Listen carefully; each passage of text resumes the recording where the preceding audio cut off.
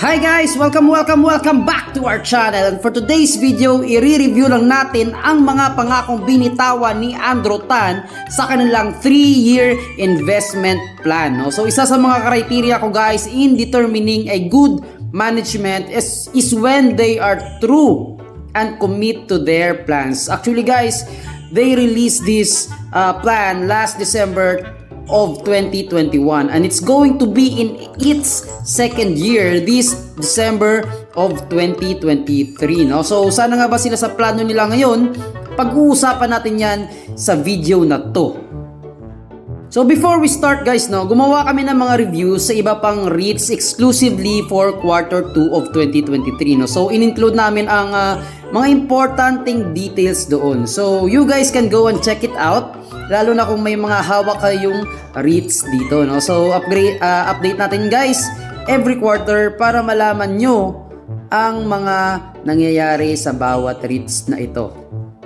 So ito na nga po guys, no, ang disclosure ng MREIT last December of 2021. So ang kauna-unahang plan ni MREIT is to reach 500,000 square meters in portfolio GLA by end of 2024. So ang GLA po guys, yan po yung gross leasable area. So ang current GLA po ni MREIT ngayon guys ay nasa 325,000 square meters.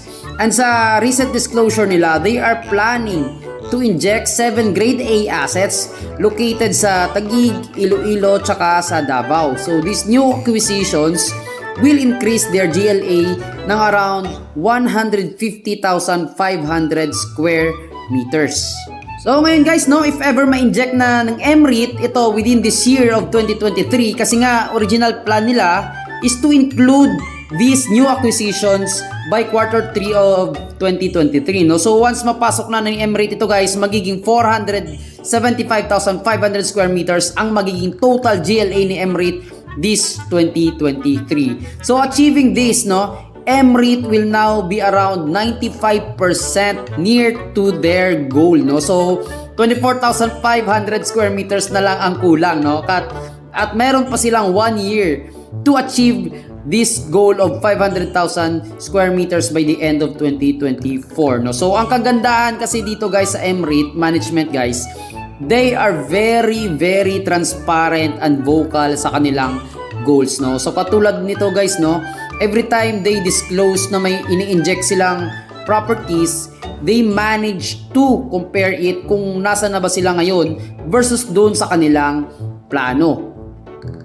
Yun nga sabi nila guys, no, if they inject the new properties, magi-increase ng 46% ang kanilang GLA versus sa current GLA nila, and they will be much closer to their goal of 500,000 square meters by the end of 2024, no. So the plan is very clear, the strategy is also clear. That is the kind of management we want to be in sa mga companies na ini-investan natin. So kapag pumasok na itong mga properties na ito guys, we will also verify kung ito ay yield accretive or hindi.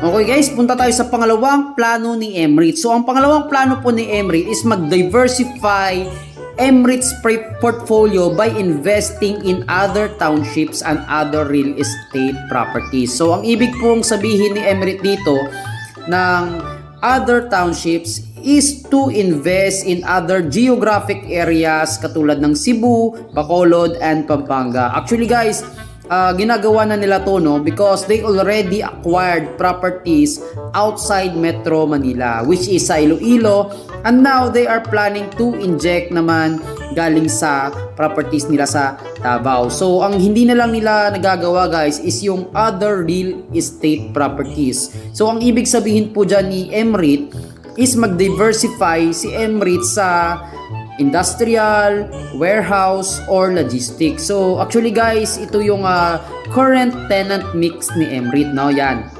So wala pa siyang logistics, wala rin siyang warehouse and industrial. So mostly lahat ng tenants nila ay galing sa office talaga, no.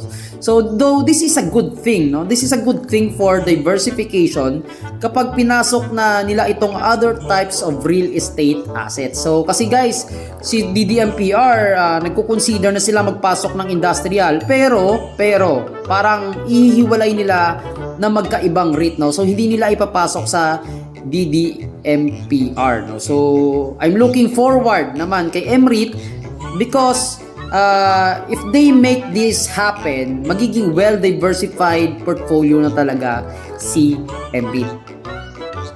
Pangatlong plano po ni MREIT guys ay ma-achieve ang annual total shareholders return of at least 10% through organic growth and new acquisition. So I was thinking of na they are referring annual total shareholders return to dividend yield, no? So they plan to provide at least 10%, no? While organic growth, they are referring to rental escalations, and it ranges at around 3 to 5%, no? So new acquisitions naman guys, so far, no, first batch of MREIT's property acquisition is yield accretive, and it resulted to an all-time high dividends of 0.2476 pesos per share, and they are going to inject again guys another batch, and hopefully makakita na naman tayo ng another spectacular growth for MREIT's dividend distribution. So ayun na nga guys, ang tatlong plano ni MREIT, and so far they are already on track naman on achieving their goals and plans, and this is a really good thing para sa atin as shareholders because we want a clear and transparent strategies na ginagawa ni MREIT to achieve their goals and plans, di ba? So update lang guys, no? As of September 21 of 2023, current market price ni MREIT ay nasa 12.28 pesos per share with a dividend yield of 8%, no? A dropping price but with a growing dividends.